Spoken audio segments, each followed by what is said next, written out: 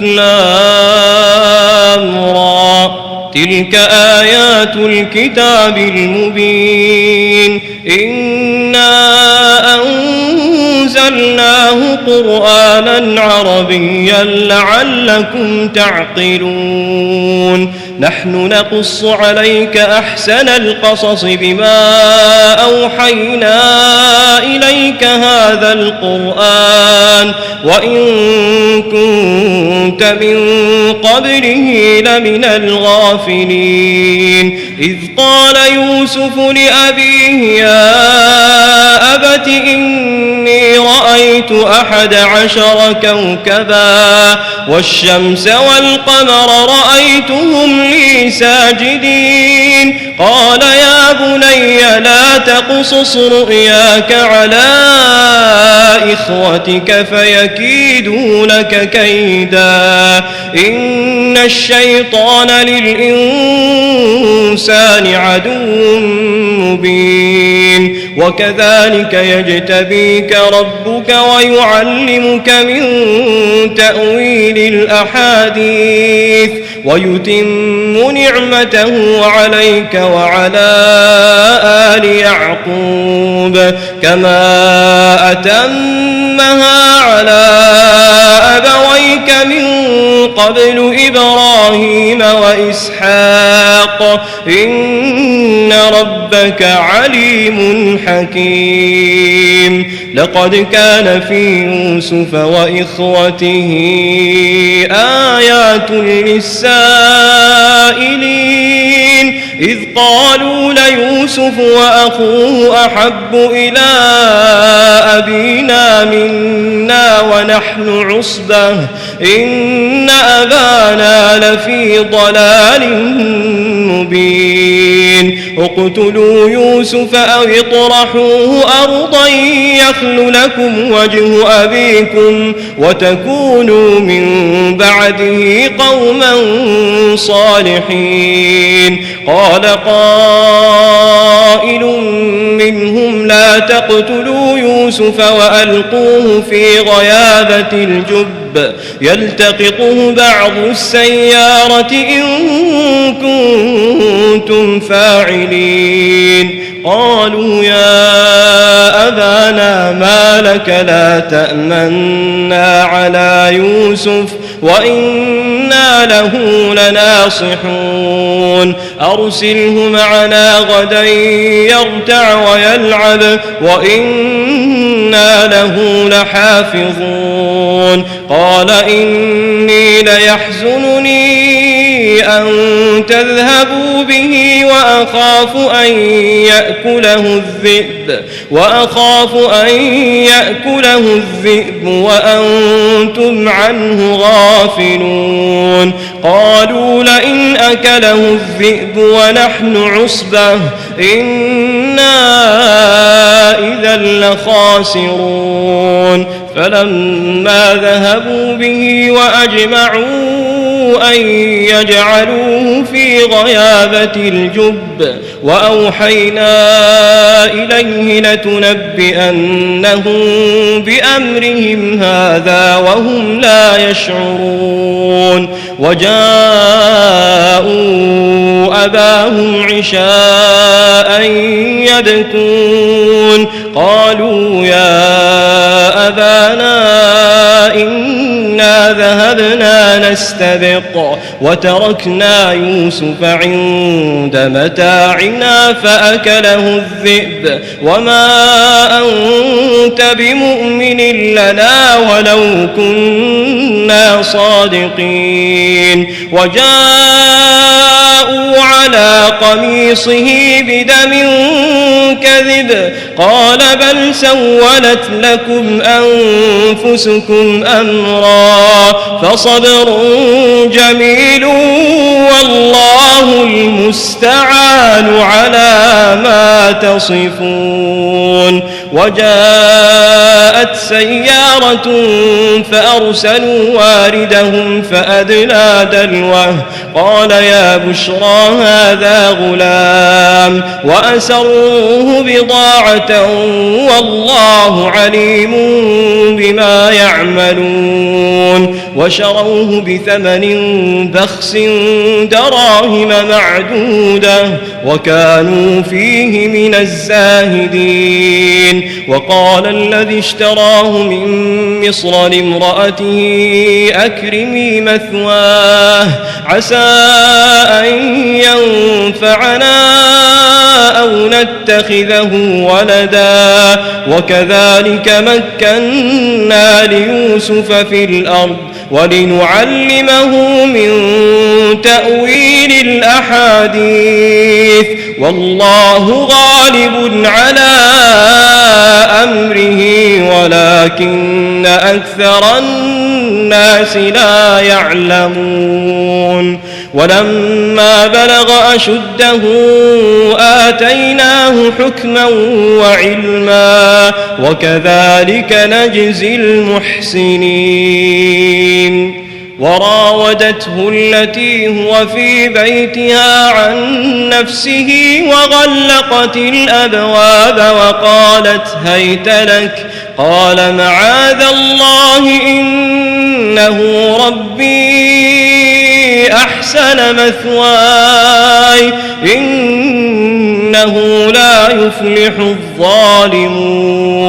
ولقد همت به وهم بها لولا أن رأى برهان ربه كذلك لنصرف عنه السوء والفحشاء إنه من عبادنا المخلصين. واستبق الباب وقدت قميصه من دبر وألف يا سيدها لدى الباب قالت ما جزاء من أراد بأهلك سوءا إلا أن يسجن أو عذاب أليم. قال هي راودتني عن نفسي وشهد شاهد من أهلها إن كان قميصه قد من قبل فصدقت وهو من الكاذبين وإن كان قميصه قد من دبر فكذبت وهو من الصادقين. فلما رأى قميصه قد من دبر قال إنه من كيدكن إن كيدكن عظيم. يوسف أعرض عن هذا واستغفري لذنبك إنك كنت من الخاطئين. وقال نسوة في المدينة امرأة العزيز تراود فتاها عن نفسه قد شغفها حبا إنا لنراها في ضلال مبين. فلما سمعت بمكرهن أرسلت إليهن وأعتدت لهن متكئا وآتت كل واحدة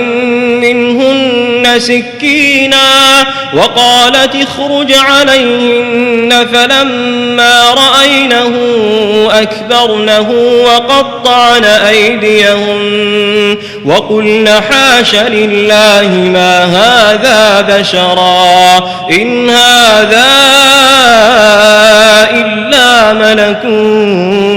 كريم. قالت فذلكن الذي لمتنني فيه ولقد راودته عن نفسه فاستعصم ولئن لم يفعل ما آمره ليسجنن وليكون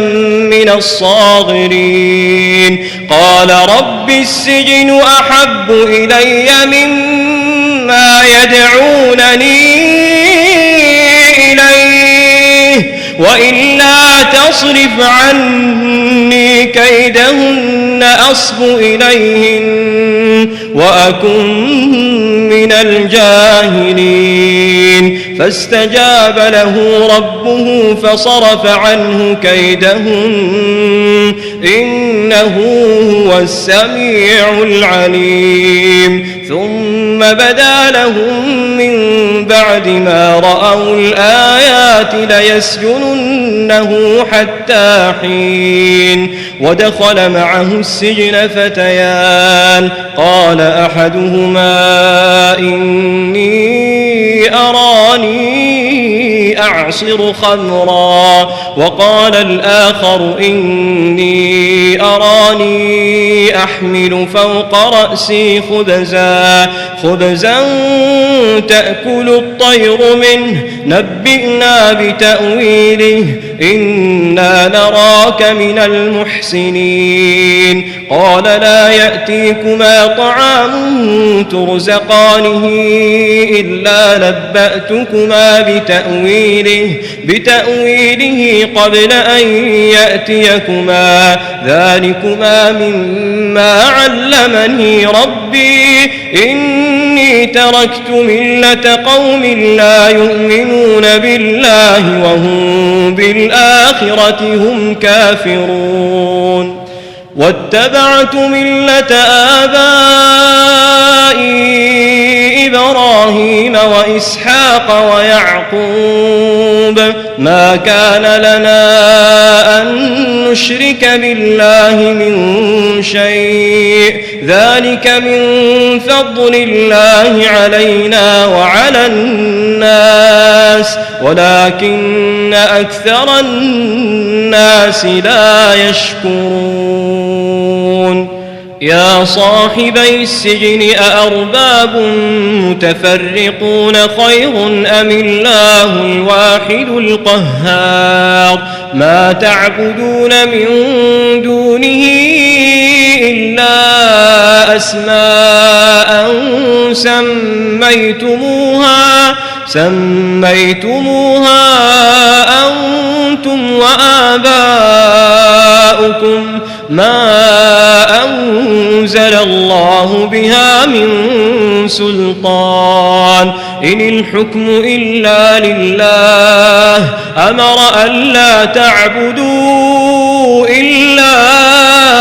إياه ذلك الدين القيم ولكن أكثر الناس لا يعلمون. يا صاحبي السجن أما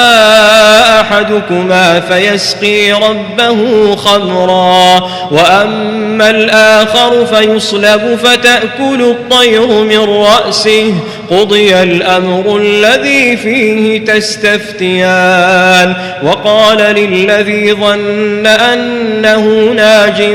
منهما اذكرني عند ربك فأنساه الشيطان ذكر ربه فلبث في السجن بضع سنين. وقال الملك إني أرى 7 بقرات سمان يأكلهن 7 عجاف و7 سنبلات خضر وأخر يابسات يا أيها الملأ أفتوني في رؤياي إن كنتم للرؤيا تعبرون. قالوا أضغاث أحلام وما نحن بتأويل الأحلام بعالمين. وقال الذي نجا منهما وادكر بعد أمة أنا أنبئكم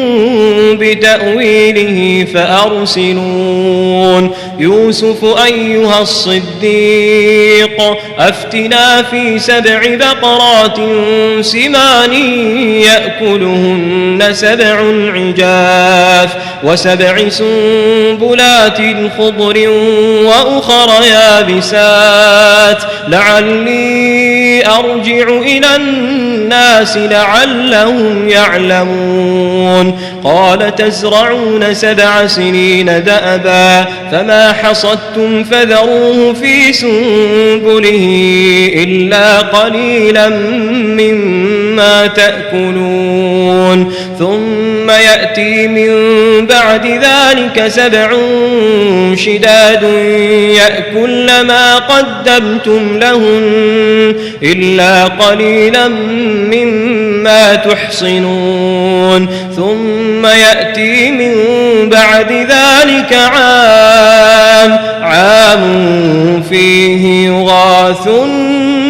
الناس وفيه يعصرون وقال الملك ائتوني به فلما جاءه الرسول قال ارجع إلى ربك فاسأله ما بال النسوة اللاتي قطعن أيديهن إن ربي بكيدهن عليم قال ما خطبكن إذ راوتن يوسف عن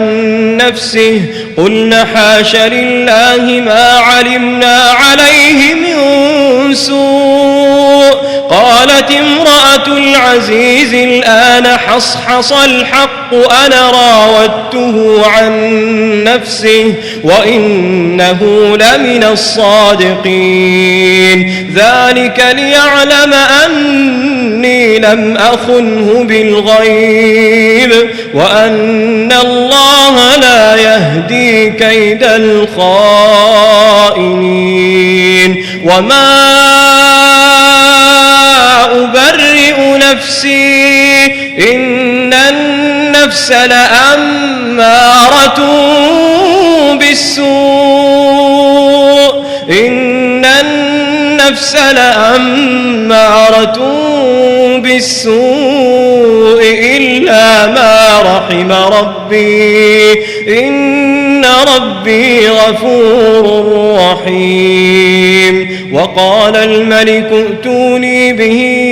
أستخلصه لنفسي فلما كلمه قال إنك اليوم لدينا مكين أمين قال اجعلني على خزائن الأرض إني حفيظ عليم وكذلك مكنا ليوسف في الأرض يتبوأ منها حيث يشاء نصيب برحمتنا من نشاء ولا نضيع أجر المحسنين ولأجر الآخرة خير للذين آمنوا وكانوا يتقون وجاء إخوة يوسف فدخلوا عليه فعرفهم وهم له منكرون ولما جهزهم بجهازهم قال ائتوني بأخ لكم من أبيكم ألا ترون أني أوفي الكيل وأنا خير المنزلين فإن لم تأتوني به فلا كيل لكم عندي ولا تقربون قالوا سنراود عنه أباه وإنا لفاعلون وقال لفتيانه جعلوا بضاعتهم في رحالهم لعلهم يعرفونها إذا انقلبوا إلى أهلهم لعلهم يرجعون فلما رجعوا إلى أبيهم قالوا يا أبانا منع منا الكيل فأرسل معنا أخانا نكتل وإنا له لحافظون قال هل آمنكم عليه إلا كما أمنتكم على أخيه من قبل فالله خير حافظا وهو أرحم الراحمين ولما فتحوا متاعهم وجدوا بضاعتهم ردت إليهم قالوا يا أبانا ما نبغي هذه بضاعتنا بضاعتنا ردت إلينا ونمير أهلنا ونحفظ أخانا ونزداد كيل بعير ذلك كيل يسير قال لن أرسله معكم حتى تؤتون موثقا من الله لتأتونني به إلا أن يحاط بكم فلما آتوه موثقهم قال الله على ما نقول وكيل وقال يا بني لا تدخلوا من باب واحد وادخلوا من أبواب متفرقة وما أغني عنكم من الله من شيء إن الحكم إلا لله عليه توكلت وعليه فليتوكل المتوكلون ولما دخلوا من حيث أمرهم أبوهم ما كان يغني عنهم من الله من شيء إلا حاجة في نفس يعقوب قضاها وإنه لذو علم لما علمناه ولكن أكثر الناس لا يعلمون ولما دخلوا على يوسف آوى إليه أخاه قال إني أنا أخوك فلا تبتئس بما كانوا يعملون فلما جهزهم بجهازهم جعل السقاية في رحل أخيه ثم أذن مؤذن أيتها العير إنكم لسارقون قالوا وأقبلوا عليهم ماذا تفقدون قالوا نفقد صواع الملك ولمن جاء به حمل بعير وأنا به زعيم قالوا تالله لقد علمتم ما جئنا لنفسد في الأرض وما كنا سارقين قالوا فما جزاؤه إن كنتم كاذبين قالوا جزاؤه من وجد في رحله فهو جزاؤه كذلك نجزي الظالمين فبدأ بأوعيتهم قبل وعاء أخيه ثم استخرجها من وعاء أخيه كذلك كدنا ليوسف ما كان ليأخذ أخاه في دين الملك إلا أن يشاء الله نرفع درجات من نشاء وفوق كل ذي علم عليم قالوا إن يسرق فقد سرق أخ له من قبل فأسرها يوسف في نفسه ولم يبدها لهم قال أنتم شر مكانا والله أعلم بما تصفون قالوا يا أيها العزيز إن له أبا شيخا كبيرا فخذ أحدنا مكانه إنا نراك من المحسنين قال معاذ الله أن نأخذ إلا من وجدنا متاعنا عنده إنا إذا لظالمون فلما استيئسوا منه خلصوا نجيا قال كبيرهم ألم تعلموا أن أباكم قد أخذ عليكم موثقا من الله ومن قبل ما فرطتم في يوسف فلن أبرح الأرض حتى يأذن لي أبي أو يحكم الله لي وهو خير الحاكمين ارجعوا إلى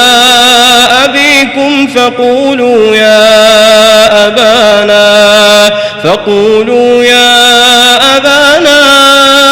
إن ابنك سرق وما شهدنا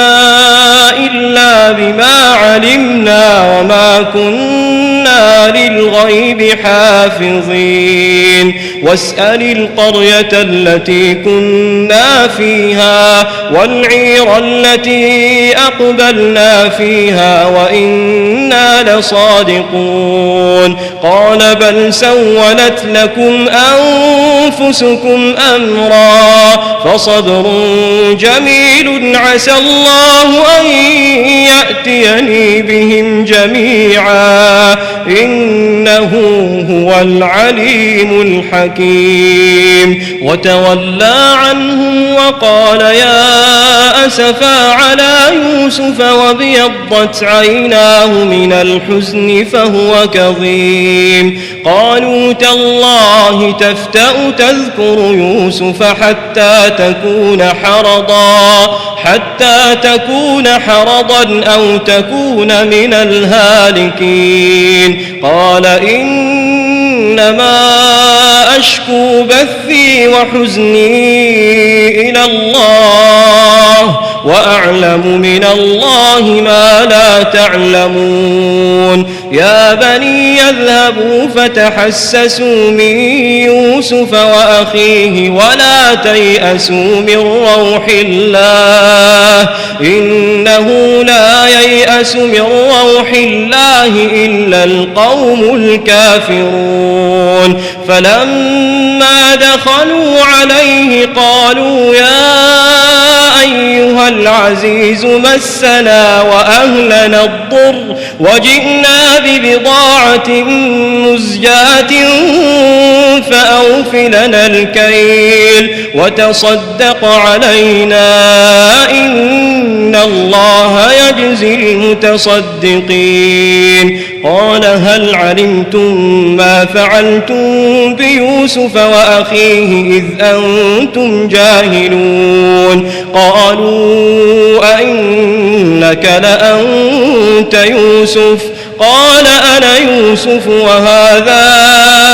أخي قد من الله علينا إنه من يتق ويصبر فإن الله لا يضيع أجر المحسنين قالوا تالله لقد آثرك الله علينا وإن كنا لخاطئين قال لا تثريب عليكم اليوم يغفر الله لكم وهو أرحم الراحمين اذهبوا بقميصي هذا فألقوه على وجه أبي يأت بصيرا وأتوني بأهلكم أجمعين ولما فصلت العير قال أبوهم إني لأجد ريح يوسف لولا أن تفندون قالوا تالله إنك لفي ضلالك القديم فلما أن جاء البشير ألقاه على وجهه فارتد بصيرا قال ألم أقل لكم إني أعلم من الله ما لا تعلمون قالوا يا أبانا استغفر لنا ذنوبنا إنا كنا خاطئين قال سوف أستغفر لكم ربي إنه هو الغفور الرحيم فلما دخلوا على يوسف آوى إليه أبويه وقال ادخلوا مصر إن شاء الله آمنين ورفع أبويه على العرش وخروا له سجدا وقال يا أبت هذا تأويل رؤياي من قبل قد جعلها ربي حقا وقد أحسن بي إذ أخرجني من السجن وجاء بكم من البدو من بعد أن نزغ الشيطان بيني وبين إخوتي إن ربي لطيف لما يشاء إنه هو العليم